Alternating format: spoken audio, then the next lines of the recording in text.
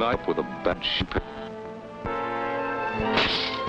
But the doctor says this happens to people with the right leg. You can believe me, who was always so active and always involved in sports, who spent so much of his time playing tennis or bowling when it was too cold for tennis. And when hunting, I could cover more rough country than any of them. I can't believe that at my age, I'll never be able to do most of these things again. All that first day, after I found out about my leg, I nearly went crazy, thinking about what I'd have to give up. And that's typical of the way I've always been, let's face it. All I've had on my mind was myself. Then something happened to make me forget about me and my leg. I forgot because I found out why Jim wasn't in the other bed. He was still in the operating. Lori, my wife, told me they don't expect Jim to live. If Jim dies, it's my fault. If he dies, I killed him. I can't even remember when I didn't know Jim. I've got to admit that Jim was the steadier of the two of us. He got married first, after he'd also been first in getting a good job. They used to say you could tell the difference between us by the way we drove cars. Jim was smoother behind the wheel. I always felt I was a born driver. I'd never had any real trouble, and that was my trouble. Maybe I'd have gotten wise if I hadn't always been able to skin through. But I got away with some pretty bad habits, even when Lori was with me. Like going too fast in the wrong places. For instance, a neighborhood street where Jim used to say, kids can appear from behind parked cars like magic.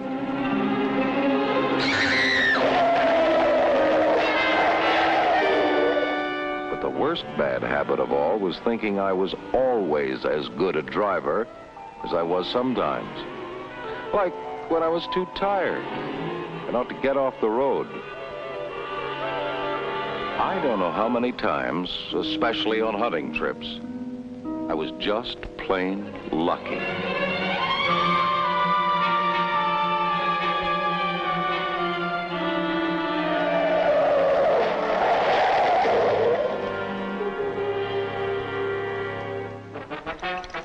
It was the same thing when I'd had a few drinks.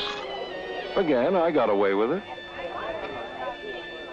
Too many times, after a party or some celebration or other, I drove. And there must have been an angel on my shoulder. Until that one night, when the angel wasn't there. The night I took the road that always leads to trouble. Highball Highway. As Tom's attorney, I filled him in on the legal end of it. About the tests and the analysis for checking out the alcohol in your blood when you're involved with drunk driving.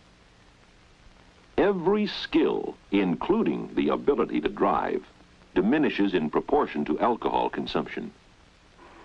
With only 0.05%, that's about 2 or 3 drinks, you're not the driver you ought to be. As the blood alcohol increases, you become more under the influence, until everyone is affected at a level of 0.10%. In a lot of critical driving situations, when normal reaction time is hardly enough, a few drinks can kill you. What's worse, your drinks can kill other people. Other people. I know there's nothing to it. But as long as that bed is empty, I feel that Jim will come back. If they put somebody else in it. Anyway, I didn't know anything about alcohol in your blood the other night. 4 of us, Fred, Harley, Jim, and myself, had been bowling, the usual for Thursday night. Say, how about stopping by the Hideaway? I really shouldn't, fellas. Jim was the only one who really wanted to get home. What are we He had an waiting important sales meeting early the next day. He gave in without too much argument.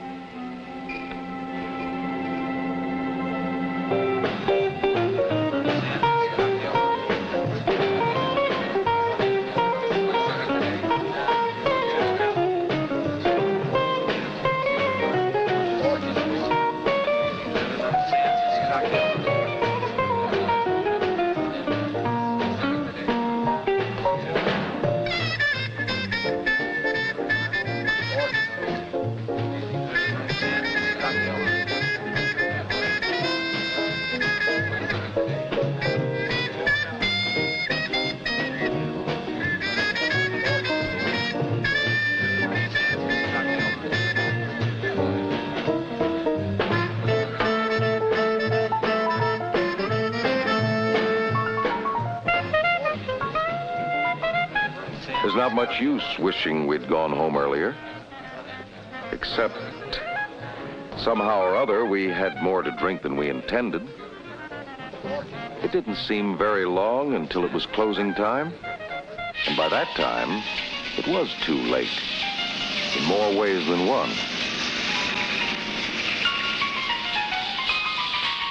By the time I got out on the road, Jim had the feeling we should have gone with the others in the cab. And I was beginning to feel the same way. But I wanted to get home, and I wanted to get Jim home. We haven't been home yet. And maybe Jim never will. I don't really know what happened. I got around the car at an intersection, and...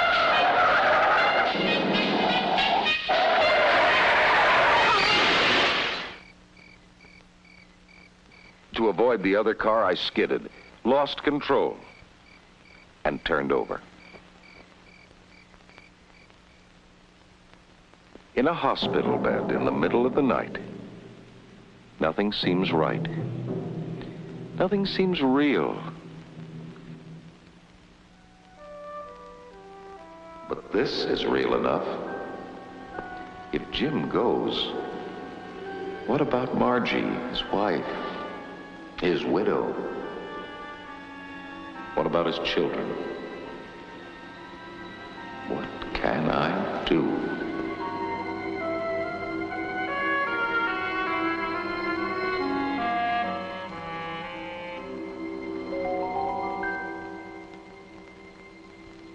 He's got to be still alive.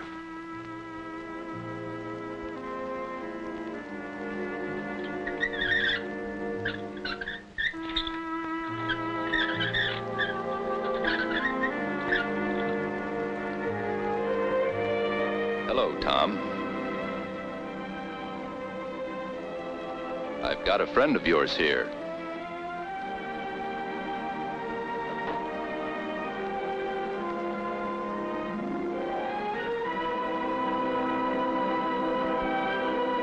He's over the worst of it. He's going to be all right. Thank God. They say Tom will be able to drive again. Lots of people drive with artificial legs. And when he does, he'll have a better reminder than most of us. No matter how good a driver you are, there are times when you can't drive. When you're asleep. Probably even when you're angry or upset. And certainly after you've had the few too many that can maim or kill you. Or maybe what's worse, the few too many that can maim or kill other people. Tom can't go back and make it right. The only person who can do that is you, the driver, to whom as yet nothing like this has ever happened.